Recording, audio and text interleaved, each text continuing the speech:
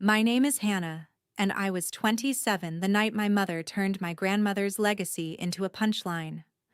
We were halfway through dinner when she set her fork down, leaned back like a queen making an announcement, and smirked at me across the table. "Oh, by the way," she said loudly, as if she'd just remembered something trivial. "I sold your daughter's jewelry, the one your grandmother gifted you, and used the money as a down payment on your stepdad's new car." For a second, I thought I'd misheard her. My jaw tightened, but I refused to give her the satisfaction of a reaction. Before I could say a word, my stepdad let out a laugh and clapped his hands together. "Finally making smart decisions," he crowed, like this was some kind of victory for the team. My mother basked in the attention, calling it a dusty old heirloom she'd cleverly turned into $12,000. She bragged about how smart she'd been negotiating, how proud my grandmother would be if she could see the shiny new car sitting in the driveway. Every word was a knife. That jewelry wasn't just metal and stones. It was the last promise my grandmother made to me, a piece of our family's story she'd trusted me to guard. Now my mother was laughing about selling it without even asking. I sat there, my face perfectly still, while something cold and sharp settled inside me. If my own mother could cash in my inheritance for applause at the dinner table, what else was she willing to sell? And when the truth about that sale finally exploded, would it destroy her or all of us? You've heard my mother brag about selling my inheritance for a car, but you haven't seen what happens when that smart decision blows up in her face. The buyer's furious phone call, the secret emails, the recordings, the lawsuit. Stay until the end to see how far I had to go to take back what was mine and make her pay for putting a price tag on her own daughter. The next morning, my phone started ringing before I'd even had coffee. I didn't recognize the number, so I almost let it go to voicemail, but something in my gut told me to pick up. "Is this Hannah?" A man's voice snapped the second I answered. "I need to know what game your family is playing with me." My fingers tightened around the phone. "Who is this?" "I'm the one who bought your jewelry," he practically shouted. "The emerald set. Your mother swore everyone agreed to the sale, and now I find out that's not true. Do you have any idea what kind of legal mess I could be dragged into if this was stolen property?" The room tilted for a moment. "I never agreed to anything," I managed. "That jewelry was left to me. I only found out she sold it last night." There was a beat of stunned silence on his end, then a bitter curse. "Then she lied to me in writing. I'm sending you a copy of the contract and her emails. There's a 7-day cancellation window if there was misrepresentation. I'm not going down for her lies." When the documents hit my inbox, my stomach flipped. In the contract, under owner, my mother had checked sole owner and typed my name in a line that read, "My daughter, Hannah, has consented to this sale." She'd even signed in a sloppy version of my handwriting. And there it was, in the fine print. The buyer could cancel within 7 days if the seller misrepresented ownership. We were on day 2. A slow, icy focus settled over me. She hadn't made some impulsive, heat-of-the-moment mistake at dinner. The email chain went back 3 months. I knew her passwords. Same pet name, same numbers. Always. I logged into her account. My hands steady, not shaking. Thread after thread told the same story, her joking about playing the devoted mom while cashing out, sending photos of my grandmother's note and calling it useful leverage. But what really made my chest tighten was a bank screenshot she'd sent to a friend. Only a part of the $12,000 went toward the car.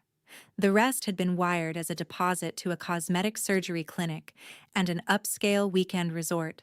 No mention of supporting the family. She'd lied to him, too. My stepdad's texts in her inbox were full of worries about money and guilt about taking on a car payment. He had no idea the jewelry had funded her secret makeover and getaway. She was playing all of us. In that moment, the betrayal stopped being abstract and became a spreadsheet, a timeline, a strategy. This wasn't a stressed mother making a bad call. This was premeditated. If a betrayal has been carefully planned for months, is it still a mistake? Or is it a choice to hurt the people who trust you most? Knowing the truth and proving it are two very different things. The buyer's documents, the forged consent, the emails about her clever plan, they were powerful, but my lawyer wanted more. When I called the estate attorney's office and laid everything out, she listened without interrupting, then said, "You have a strong case for fraud and conversion, Hannah, but an admission in your mother's own words would make it undeniable. Don't confront her head-on yet. Let her talk." That was the day I stopped reacting and started acting. I apologized to my mother at dinner, told her I'd been overdramatic, that I was trying to move on. I complimented the car. I asked how it felt to finally drive something nice. Her eyes lit up, suspicion melting into smug satisfaction. "See? I told you this was for the best," she said, swirling her wine. "You're finally growing up." What she didn't know was that my phone, face down on the table beside my plate, was quietly recording. I played the obedient daughter, asked how she'd managed to get such a good price, how she'd convinced the buyer so quickly. She opened up like a faucet. Men like that love a sob story. Single mom, ungrateful daughter who never appreciates anything, heirloom just gathering dust. "He practically threw money at me," she said with a little laugh. "And the best part was watching your face when I told you. God, the look in your eyes." She trailed off, smiling to herself, like my shock had been some kind of twisted entertainment. Later that week, I heard her in the kitchen with her closest friend, so I hit record again from the hallway. "You actually forged her name?" her friend whispered. My mother scoffed. "Please. She never does anything with that stuff anyway. And honestly, hurting her a little is the only way she learns. If she feels it, she remembers it." My breath stuck in my throat as she continued, voice low but venomous. "My daughter thinks sentimentality is a personality. I'll shatter that fantasy for $12,000 any day. She can cry about legacy while I fix my face and take a weekend where nobody is complaining." Listening to that sentence felt worse than hearing about the sale itself. It wasn't desperation. It wasn't survival. It was enjoyment. I sent both recordings to my lawyer along with the emails and the contract. The reply was almost immediate. "This is exactly what we needed." I stared at my phone, hearing my mother's voice echo in my head, bragging about how good it felt to hurt me. When you secretly record your own mother just to keep her from rewriting reality, are you still her child? Or have you finally become her enemy? The next decision I made felt like stepping off a cliff. I chose to show everything to my stepdad. I waited until he came home from work alone, without the sound of her heels behind him. He tossed his keys into the bowl, already talking about a client, until he saw my face and stopped. "We need to talk about the car," I said quietly. He frowned. "If this is about last week, your mom already—" "It's not about last week," I cut in. "It's about how she paid for it." I pulled up the emails, the forged line about my consent, the bank screenshot with the transfer to the surgery clinic and resort. Then I played him the recording from dinner, where she treated my inheritance like a joke, and the one from the kitchen, where she admitted forging my name and said hurting me was the only way I learned. I watched his expression slowly crumble from confusion to disbelief, to something like nausea. She told me it was hers," he said hoarsely. "She said her mother gave it to her, that you didn't care about it. I thought it was between you two." "She lied to both of us," I said. "You laughed at dinner because you trusted her. I sat there in silence because I realized I couldn't." He sat down heavily, rubbing his face. "And the surgery? The hotel?" "Her idea of supporting the family, apparently." For the first time since he'd entered our lives, he looked less like my mother's teammate, and more like someone who had also been played. "Send all of this to me," he finally said. "If she dragged me into this mess, I deserve to know exactly how deep it goes." Sending him the files felt like choosing a side, and realizing he might actually be on mine. The second alliance came from a place I never expected. My grandmother. My mother's own mother. I'd always been told she was too sick to visit, that family drama had made things complicated. But in the leather notebook my grandmother left with the jewelry, there was an address and a phone number. One afternoon, I drove out to the small house written in her handwriting, heart thudding as I walked up the path. The woman who opened the door was older, frailer, but her eyes were sharp and familiar. "You're Hannah," she said softly, before I could even introduce myself. Inside, over cups of tea that neither of us really drank, I told her everything. The sale, the forged consent, the buyer's call, the recordings. When I played my mother's voice bragging about shattering my fantasy and using my pain as a lesson, my grandmother's hands started to shake. "She hasn't changed," she whispered. "When she was younger, she stole her sister's college fund and blamed it on a paperwork error. She pawned my wedding ring once and told everyone it was lost in a move. We covered for her because we thought she'd grow out of it." Tears welled in her eyes, not just for me, but for an old, unhealed wound. "I left those emeralds for you because I wanted one thing in this family that she couldn't twist, and she did it anyway." I felt something loosen in my chest at those words. It wasn't just about money or stones. It was about generations of people quietly patching over the damage one person caused. "I'm not covering for her," I said. "Not this time." My grandmother nodded slowly, resolve hardening in her features. "Then I won't either. If you're taking this public, I'll stand beside you." She won't hide behind my silence anymore. That night, my lawyer suggested a plan. A family gathering, framed as a memorial dinner for my grandmother's late husband, where the truth would be laid out in front of witnesses. Emails, recordings, the buyer's statement, and my grandmother herself. If the people who'd always believed my mother's version finally saw what she was capable of, there'd be no going back. When the people you always assumed would defend your mother quietly move their chairs to your side, what does family even mean anymore? Blood, or the ones who refuse to let you stand alone? We framed it as a simple family dinner to honor my grandfather's birthday. My mother loved anything that made her the center of a room, so she agreed instantly, already planning the menu and commenting on how nice it would be to have everyone together. She had no idea. The dining room filled up with relatives I hadn't seen in years. An aunt who always took my mother's side, cousins who believed every story she told, and of course my stepdad, hovering quietly near the wall, eyes giving nothing away. My grandmother arrived last. When my mother saw her at the door, she froze for a second, then forced a bright smile. "Mom, what a surprise," she said, but there was a crack in her voice. "Hannah invited me," my grandmother replied calmly. "It's good we're all here." We went through the motions at first.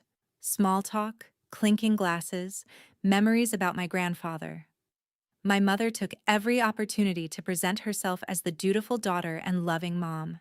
I let her have the stage because I knew I was about to take it away. After dessert, I stood up and cleared my throat.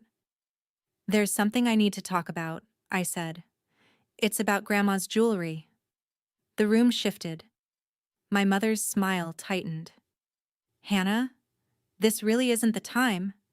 "It's exactly the time," my grandmother interrupted, her voice stronger than I'd ever heard it. I placed a printed copy of the sales contract in the center of the table.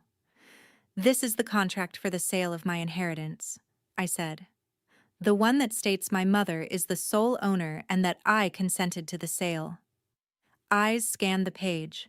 Someone gasped when they saw my name written in a handwriting that was close to mine, but not quite.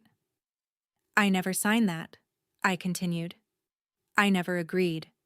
And the buyer called me the next day, furious, because he realized he'd been lied to. Before my mother could launch into her usual spin, I tapped my phone and let the first recording play.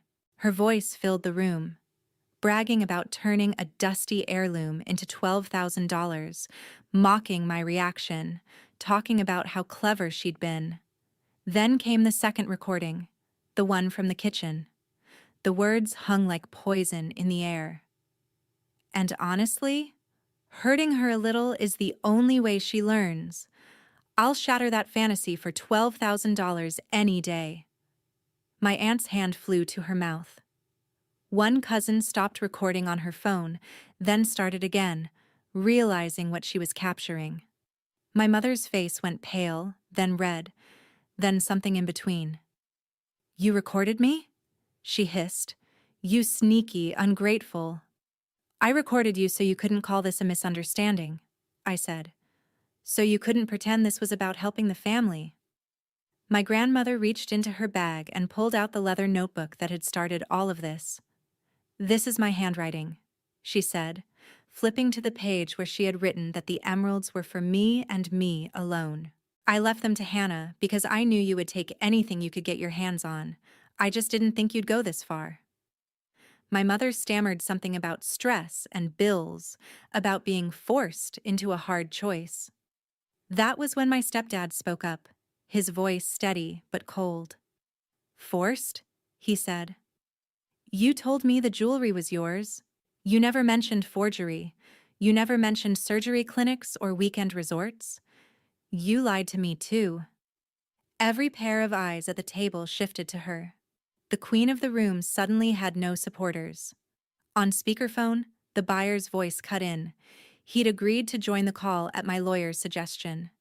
He confirmed the misrepresentation, the forged consent, the 7-day cancellation window. "I'm not protecting her," he said flatly.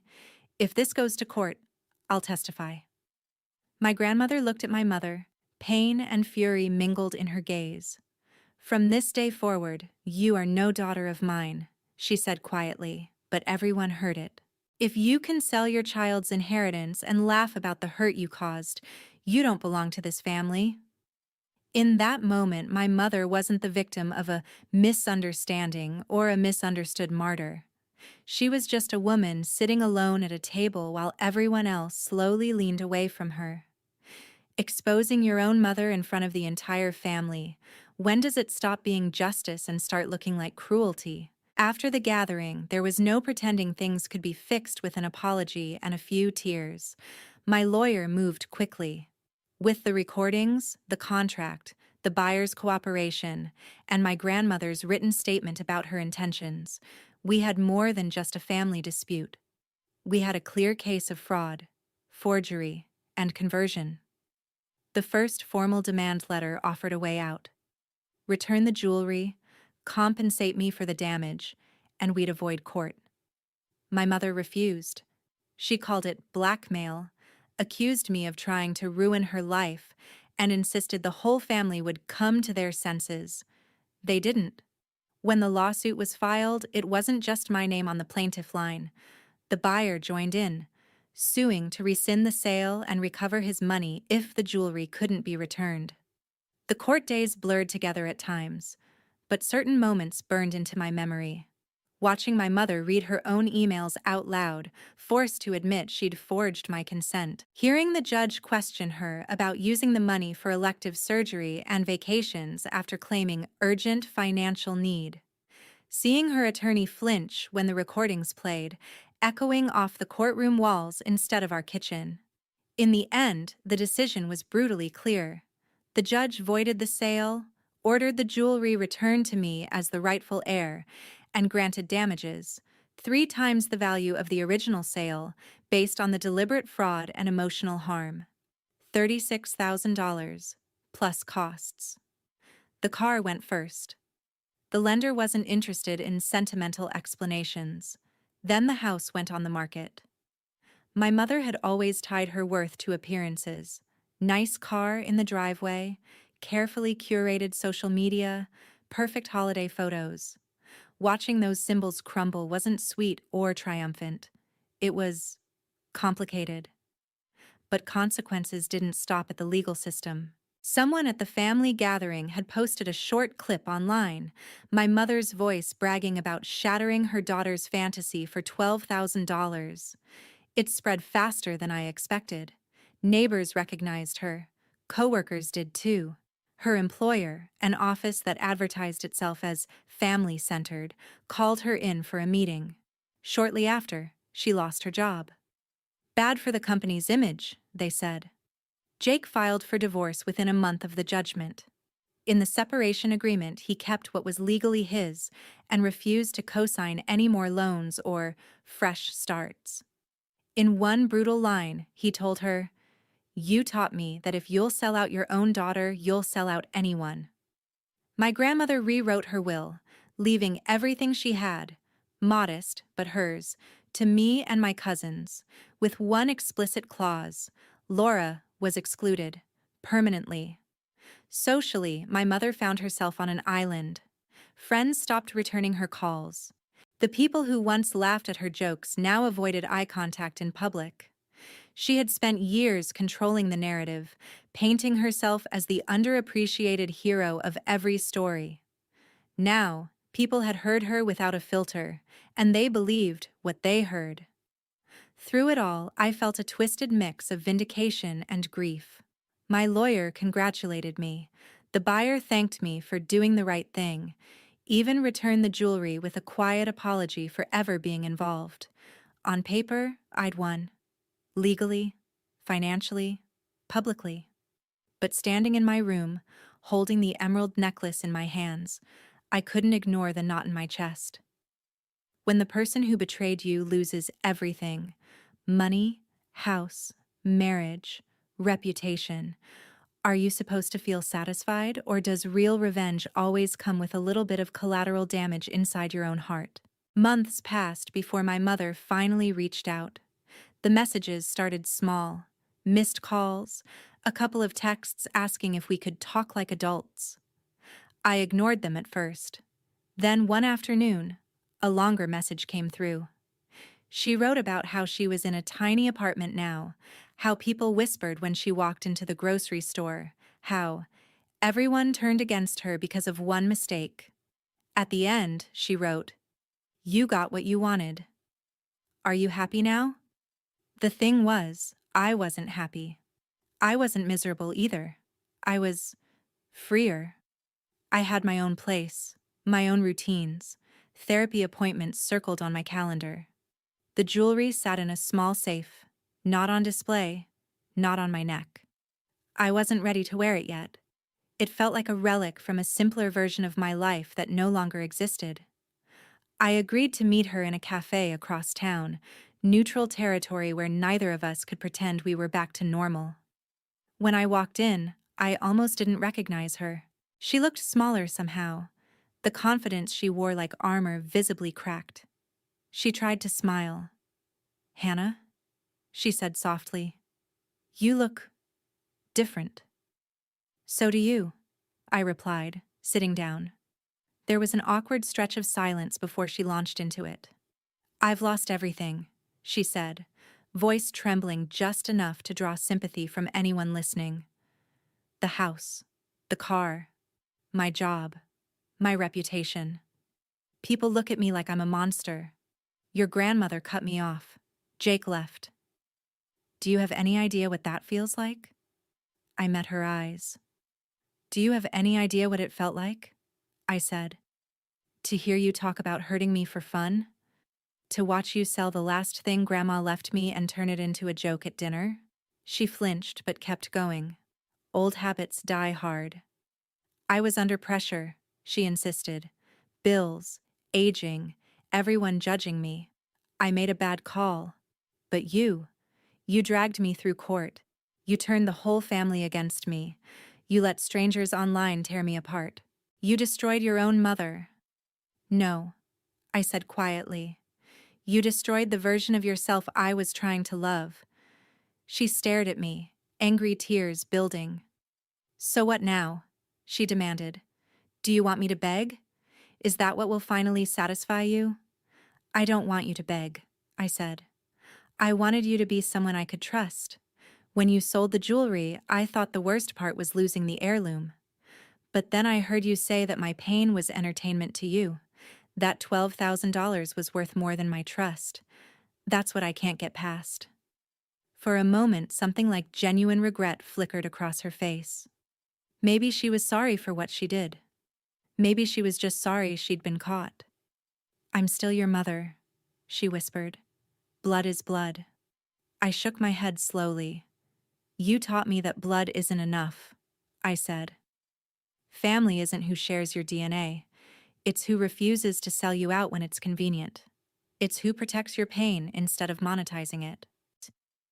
She looked away, jaw clenched, a tear finally slipping down her cheek. So that's it? She asked. You're cutting me off forever? I took a breath, feeling the weight of the answer. I'm not promising you forever or never, I said. I'm telling you this. I don't hate you. I'm not going to spend my life trying to hurt you back.